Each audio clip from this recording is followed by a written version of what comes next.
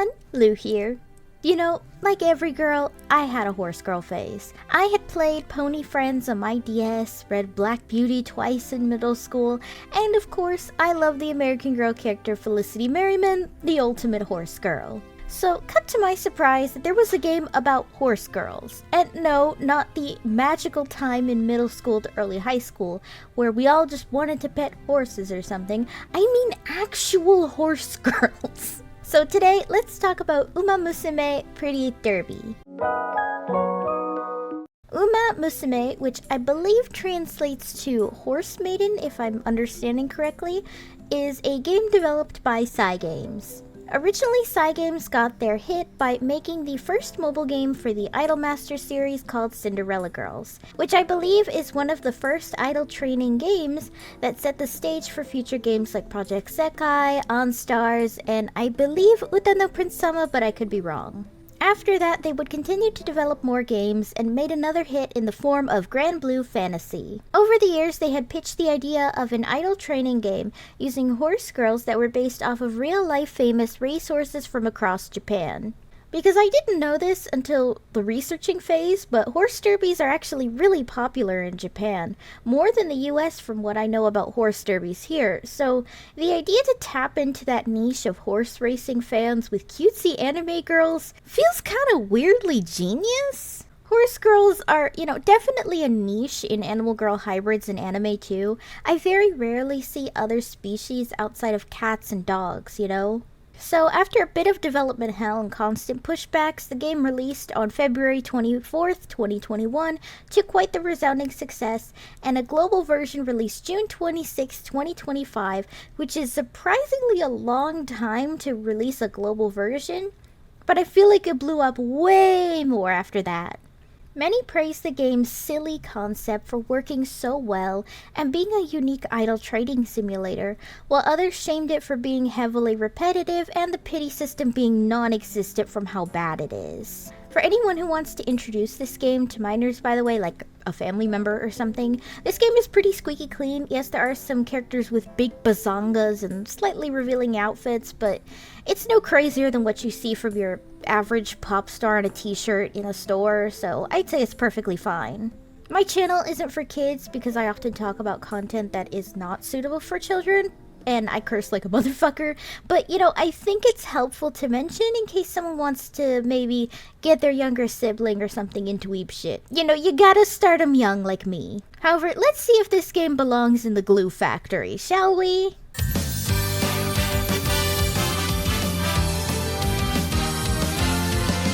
You play as you, who is a new teacher or trainer of Tracen Academy, where horse girls study to become elite runners. We don't really know the full extent of this world, just that horse girls exist, but why just horse girls can become racers, I don't know. Maybe that's a good thing. We don't want a repeat of Nekopada, which has implications of slavery and oppression, am I right? From there, you pick a horse girl and train her to be the greatest racer of all time. Once you can achieve this with your horse girl and retire, you can pick another girl under the implication of successor or like passing the torch to continue the next cycle of making a horse girl's dreams come true. Also, they have weird fucking names like Gold Ship and Super Creek.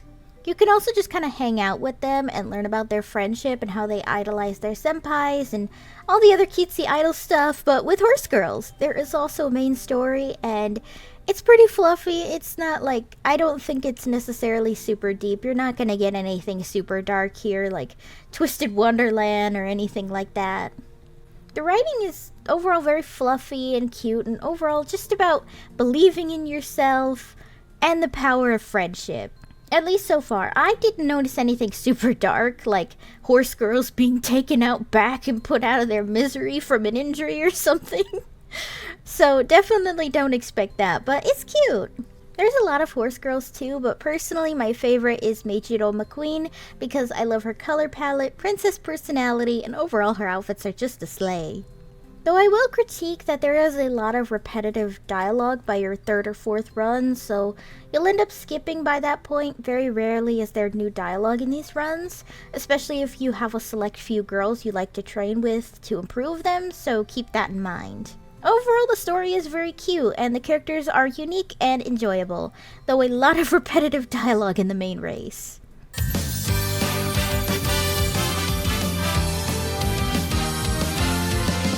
Okay, so the gameplay is actually pretty complicated if I'm being honest. Yes, there is a tutorial, but you know, a tutorial is never gonna cover or prepare you for the complicated steps. So basically, this is a idol training simulator mixed with a raising simulator, something akin to Princess Maker 2.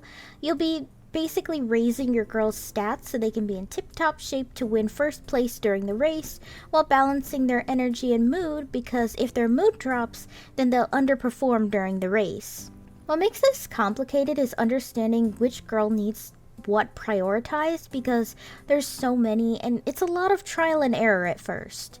Each horse girl has a different criteria to meet before you enter the finals at the very end, and if you don't meet that criteria, then it's game over for that campaign, with each girl having vastly different requirements that get more and more difficult with less time to train. This honestly makes the game surprisingly hard, and I'll be honest that to me, it seems like there's no pay to win here when it's solely based off your skill and your ability to balance your limited amount of days to train between the races while balancing your horse girl's energy so they won't underperform during the race.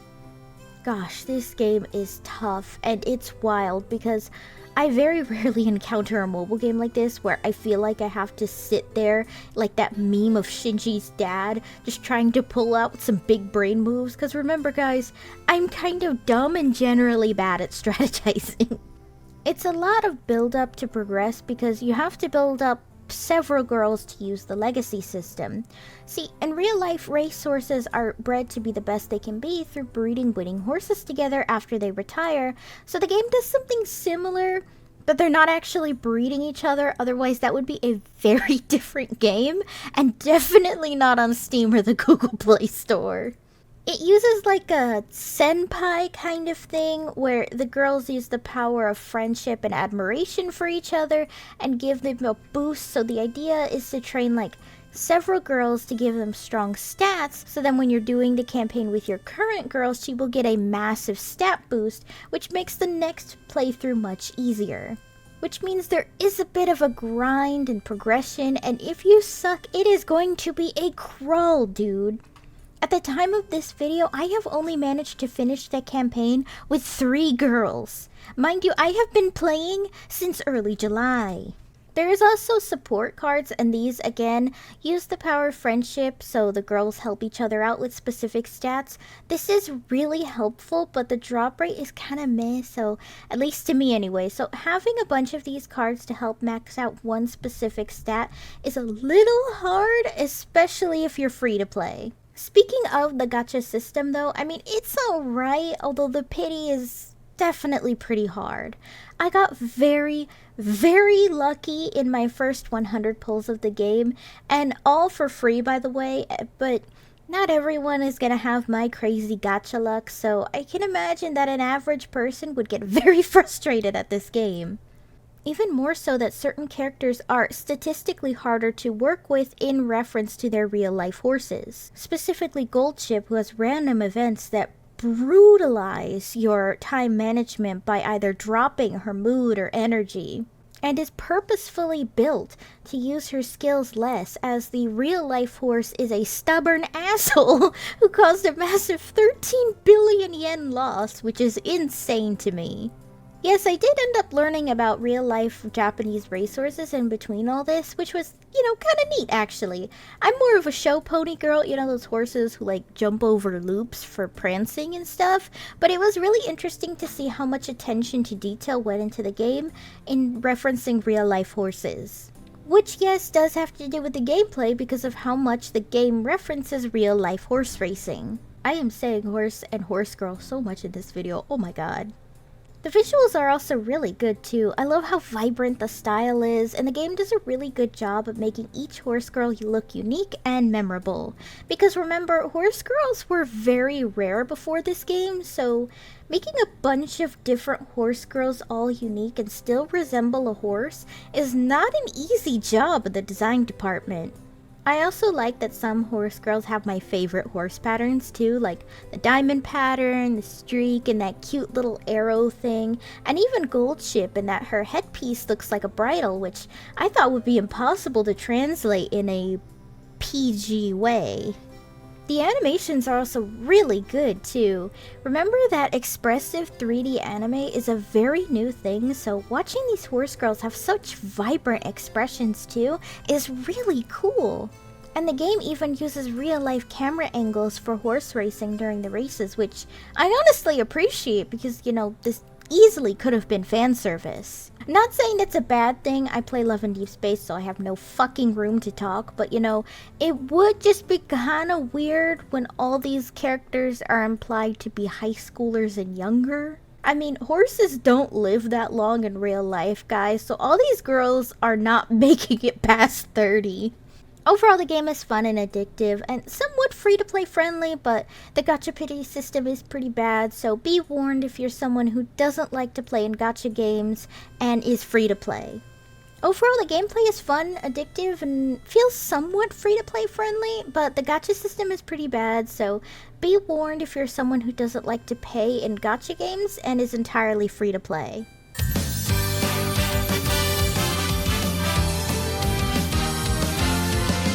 I don't know if I'll be playing this game as much as I play Honkai Star Rail and Love and Deep Space, but I do really like this game. It's really fun. One, just to dive your time in and see how far you can go with your girls to progress and basically turn them all into underdog, or scream in agony if your favorite is Gold Ship. You can play Umamusume Pretty Derby on Google Play, Apple Store, and Steam. There's also a 3-season anime that basically tells the main story, or at least iconic parts of it, with some original stuff to make it fit more as a story for a show rather than a gacha game. I didn't see the anime yet, but it does look super cute, although I'm not a fan of the anime's art style and adaptation of several characters, just because it's a bit wonky. Guess what they say is true, horses are expensive to animate. What do you guys think of Umamusume? Do you love it? Do you hate it? As always, let me know down below. Hey guys, thanks for watching. If you liked the video, be sure to give it a thumbs up and consider subscribing if you're new. And if any old or new subs would like to help support my channel in any possible way, my Ko-fi page is down below in the description, along with links to all of my social media tabs. For any subscribers, new or old, who'd like to help with video ideas, or maybe just want to talk about anime or something with some like-minded people, I have a fan server link down below. See you next time!